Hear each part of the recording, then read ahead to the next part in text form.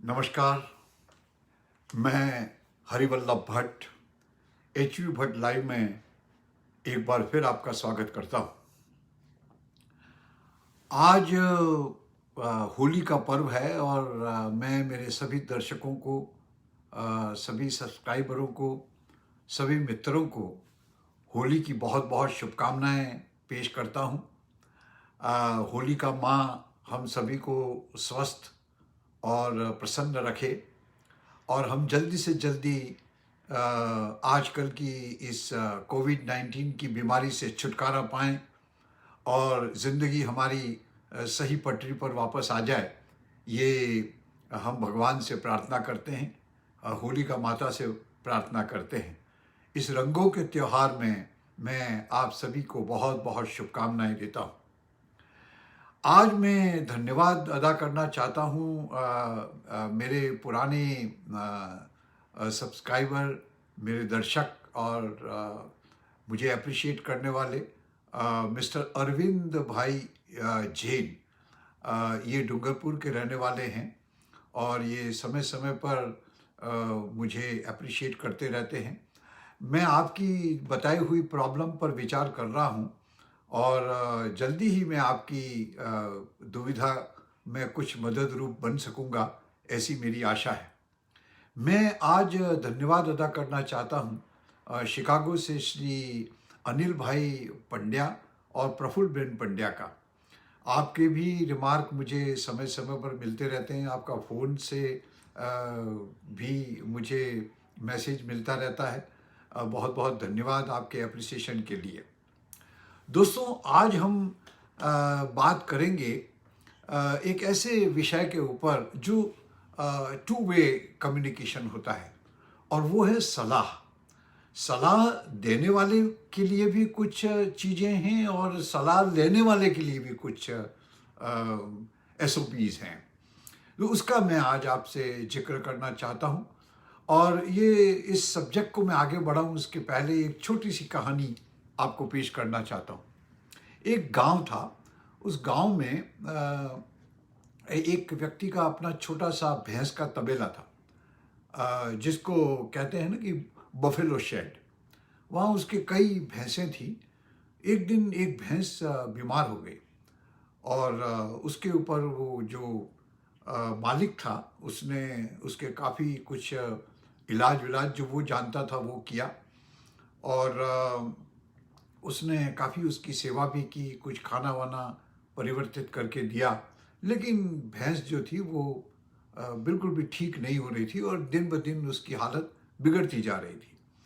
तो उसका एक दोस्त था, उसको उसने बताया कि यार ये मेरी भैंस जो है वो बिल्कुल भी रिकवर नहीं हो पा रही है और दिन ब दिन उसकी हालत बिगड़ती जा रही है।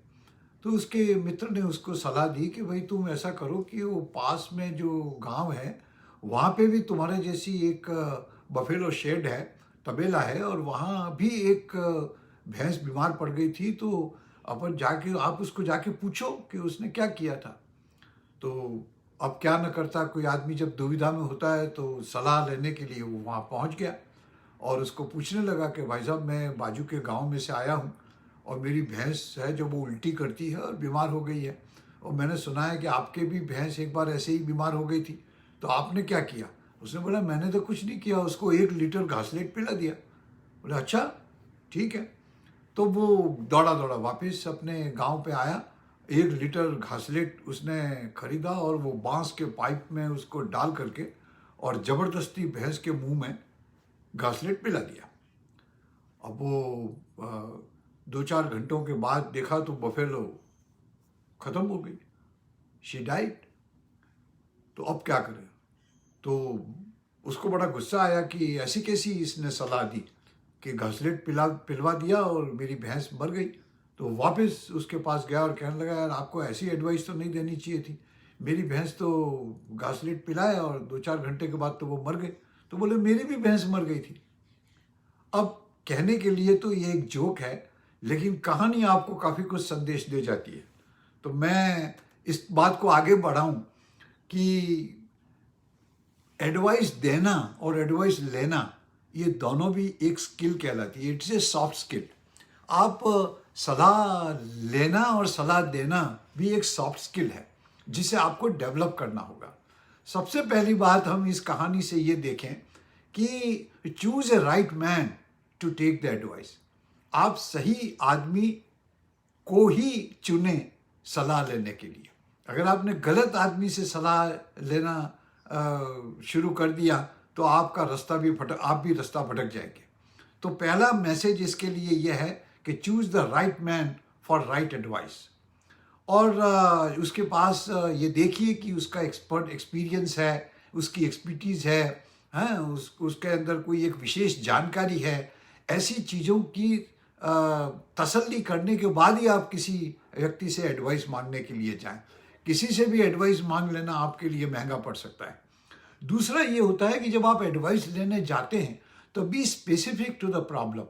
आप प्रॉब्लम है, एकदम 2 शब्दों में एडवाइस नहीं मिलती है। You have to make him aware of your problem. आप क्या फेस कर रहे हैं, ओपन आउट हो जाइए और कंप्लीटली उसकी शरण को स्वीकार करिए और उसको पूरी जानकारी देने के बाद ही आप उनसे कहिए कि आप इसमें मेरे को योग्य सलाह दीजिए।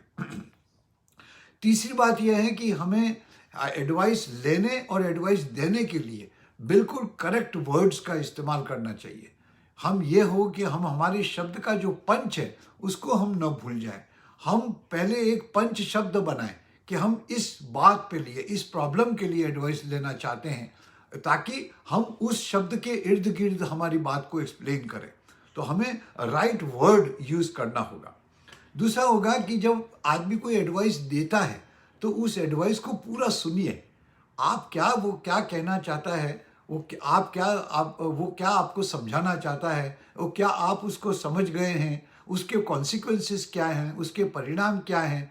कहीं आपको जहाँ कहीं खतरा नजर आ रहा हो उसको भी आप क्लैरिफाई कर दीजिए। क्योंकि जब आप एडवाइस ले रहे हैं तो कंप्लीट एडवाइस ले लीजिए, उसके प्रोज एंड कॉन्स दोनों को देख लीजिए। ऐसा नहीं कि हम एडवाइस लिया और जैसे हम सब्जी खरीद के थैले में भर के ले आए। It's not advice, is not like your vegetable. Advice is suppose to go into your brain totally. इसलिए आप जो है वो कंप्लीटली समझने की बात करें और इस एडवाइस देने वाले को पूरा चीज़ समझाना चाहिए और कंफर्म भी करना चाहिए। दूसरी बात है कि एक चीज़ और भी है कि हम जब डॉक्टर्स के पास जाते हैं, डॉक्टर्स हमें कुछ एडवाइस देते हैं तो there is always a word called second advice. आप सेकंड ओपिनियन जो है वो ज़रूर ले लीजिए, क्योंकि हो सकता है कि सेकंड वाला जो है वो आपको एक नया रास्ता बताए। तो always ensure that you take a second opinion. Second opinion का ऑप्शन आपके पास हमेशा रखना चाहिए। और आखिरी बात इसमें मैं ये कहता हूँ कि there should be a two way communication. आप उनसे बातचीत करिए।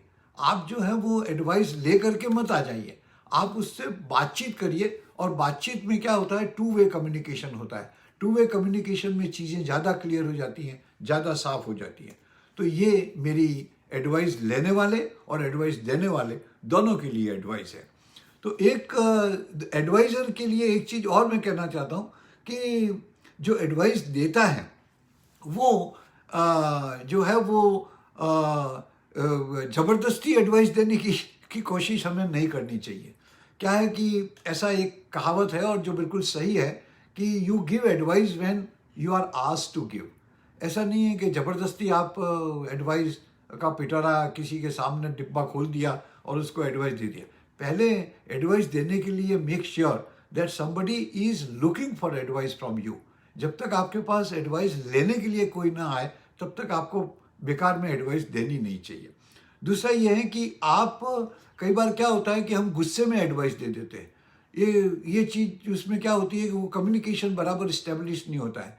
तो उसके लिए क्या है कि मैं आपको ये सलाह दूंगा कि आप जो है वो एंगर को है उसको आप एक्सप्लेन करिए, एंगर को कम्युनिकेट मत करिए। आप you should not express your anger but you should explain your anger.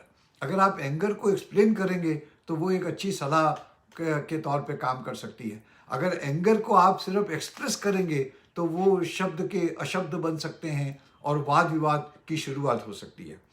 To make sure that the advice is given to your dear and near ones. हम जो है वो हमारे बहुत आत्मीय लोगों को ही एडवाइस का दें, क्योंकि आप उनको जानते हैं, वो आपको जानते हैं, तो एकदम परस्पर एक दूसरे के प्रति रिस्पेक्ट एंड अंडरस्टैंडिंग होती है। तो आप डियर्स एंड नियर्स वन को ही एडवाइस दीजिए। जो भी है, अगर आप कोई एक अनजान व्यक्ति आपसे एडवाइस मांगने आता है तो आप उसकी एडवाइस को दे सकते हैं, लेकिन आप नॉर्मल एडवाइस जो दें वो अपने नियरर्स एंड डियरर्स वन को ही देवें। make him aware about the possible side effects of the advices। जो आप एडवाइस देना चाहते हैं उस एडवाइस के कुछ साइड इफेक्ट भी हो सकते हैं, उसको आप एक्सप्लेन करिए कि देख भाई, मैं ये कह तो रहा हूँ लेकिन ये भी इसमें हो सकता है, तो उसका आप ध्यान रखना, ताकि क्या हो कि जो एडवाइस ले रहा है he should be totally aware about all the effects and side effects of the advices. और दूसरा है कि आप राइट वर्ड यूज करिए, राइट एक्सप्रेशन यूज करिए, राइट एटीट्यूड आप उसमें एक्सप्लेन करिए। जब आप एक्सप्लेन करते हैं तो राइट एटीट्यूड अपनाइए, दोस्ताना तौर तरीका अपनाइए। आप उसको सिर्फ एक अथॉरिटी के तौर पर एडवाइस देंगे तो शायद वो आदमी उसको एक्सेप्ट कर पाए या ना कर पाए, या समझ पाए या ना समझ पाए। इसलिए आप जो है वो बिल्कुल राइट टाइम से और राइट वर्ड से आप उनको एक्सप्लेन करिए। एंड जब आप एडवाइस दें तो you should be large hearted, you should be open hearted. आप दकियानुसी विचारधाराओं से एडवाइस न दें, आप लार्ज हार्टेडनेस अपनाएं और उसके बाद अपनत्व के आधार पर आप उनको एडवाइस दें। आखिरी बात मैं आपसे इस विषय पर यह कहना चाहता हूं कि एडवाइस बढ़िया है, लेकिन अगर आप किसी डॉक्टर के पास जाते हैं तो doctor can not give you health तो आपको ही एक्वायर करनी होगी। तो जब हम ये समझें कि डॉक्टर के पास चले गए, उसने दे दिया इसलिए हम स्वस्थ हो गए, नहीं, स्वस्थ तो आपको ही होना है। दूसरी बात है, a teacher can not make you intelligent. जो अपना सबसे बड़ा एडवाइजर है टीचर, लेकिन वो आपको इंटेलिजेंट नहीं बना सकता है। इंटेलिजेंट बनने के लिए आपको खुद उसके लिए मेहनत करनी पड़ेगी, खुद उसकी रिसर्च करनी पड़ेगी, खुद उसकी डेप्थ में जाना पड़ेगा, और तभी आप इंटेलिजेंट बन सकते हैं। वो आपको रास्ता बता सकता है इंटेलिजेंट बनने का, लेकिन आपको इंटेलिजेंट बना नहीं सकता है एक टीचर। तीसरा है, गुरु can not make you successful.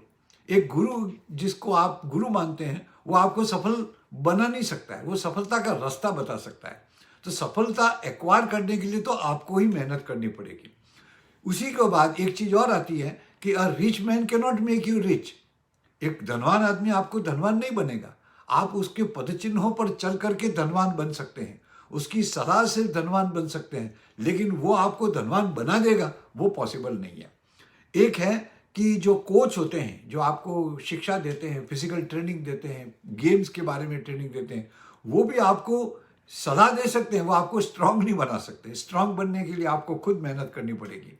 और लास्ट में मैं यही कहना चाहूँगा कि advice can only advice, all can give you advice. सब आपको सलाह देंगे, लेकिन सफलता जो है वो आपके अपने ही हार्ड वर्क से मिलेगी।